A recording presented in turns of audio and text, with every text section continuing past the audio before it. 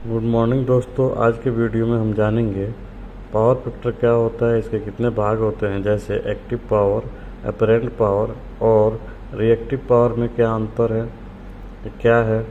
दोस्तों इस वीडियो में मैं आपको आसान शब्दों में समझाने की कोशिश करूंगा, वीडियो अंत तक देखिएगा। पावर फैक्टर को हम प्रैक्टिकली और थ्योरेटिकली भी जानेंगे।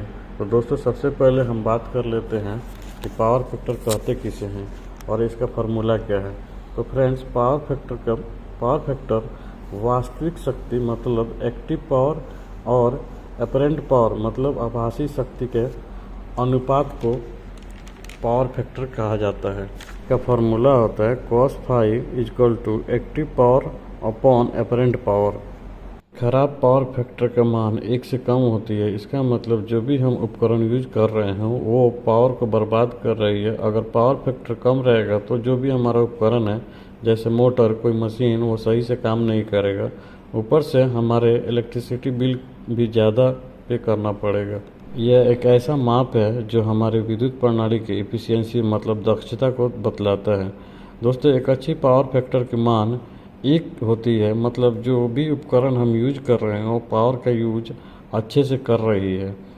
दोस्तों अब हम बात कर लेते हैं पावर फैक्टर इतना इम्पोर्टेंट क्यों है। तो दोस्तों पावर फैक्टर बहुत ही इम्पोर्टेंट होती है, क्योंकि पावर फैक्टर की मदद से हम जान पाते हैं कि हमारे इलेक्ट्रिकल सिस्टम में इलेक्ट्रिकल एनर्जी का सही से यूज हो रहा है कि नहीं, मतलब हम इलेक्ट्रिकल एनर्जी के लॉस को समझ सकते हैं। वास्तव में हम जितना इलेक्ट्रिकल एनर्जी का यूज करते हैं उससे अधिक इलेक्ट्रिकल एनर्जी बर्बाद हो जाती है, जो किसी काम की नहीं होती। इसी इलेक्ट्रिकल एनर्जी को बर्बादी को हम पावर फैक्टर के द्वारा जान पाएंगे। Active power, reactive power, apparent के पावर के बारे में जान लेते हैं। एक्टिव पावर दोस्तों किसी इलेक्ट्रिकल लोड के द्वारा उपयोग होने वाले पावर को एक्टिव पावर कहते हैं। एक्टिव पावर घर के प्योर रजिस्टिव लोड के द्वारा यूज होती है और हीट के रूप में नष्ट होती है, जैसे हमारे घर का आयरन और हमारे घर का बल्ब। तो चलिए दोस्तों इसको हम एक वेव फॉर्म में समझ लेते हैं। एक्टिव पावर में वोल्टेज और करंट का वेव फॉर्म हमेशा एक ही फेज मतलब एक समान फेज पर होती है, इसलिए इसकी शुरुआत 0 डिग्री से होती है।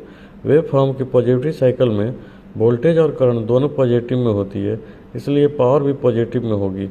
और वेव फॉर्म के निगेटिव साइकिल में वोल्टेज और करंट दोनों निगेटिव में होती है, इसलिए पावर का फार्मूला यूज करने पर हमारा पावर भी पॉजिटिव में होगा।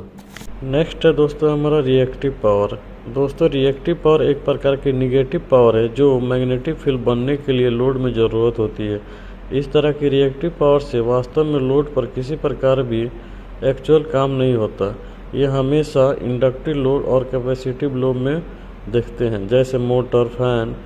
अब हम इसको भी वेव फॉर्म के द्वारा समझ लेते हैं। रिएक्टिव पावर में वोल्टेज और करंट का वेव फॉर्म का फेज कभी भी समान नहीं होती, यानी वोल्टेज और करंट में हमेशा फेज डिफरेंस होती है।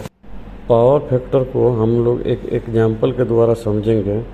चलिए दोस्तों, मान लीजिए आप किसी होटल में गए, कोल्ड ड्रिंक मंगवाते हो और दुकानदार आपको एक गिलास में कोल्ड ड्रिंक डाल देता है।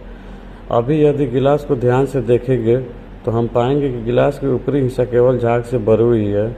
अब कुछ देर गिलास को वैसे ही रहने दें, आप देखेंगे कि गिलास के ऊपरी हिस्सा का झाग धीरे धीरे ख़त्म होने लगती है। जैसे ही कोल्ड ड्रिंक की झाग ख़त्म होने लगती है, वैसे ही आप देखोगे कि वास्तव में पीने लायक कोल्ड ड्रिंक केवल आधा गिलास ही है, लेकिन दुकानदार को फुल गिलास कोल्ड ड्रिंक का पैसा देना पड़ेगा।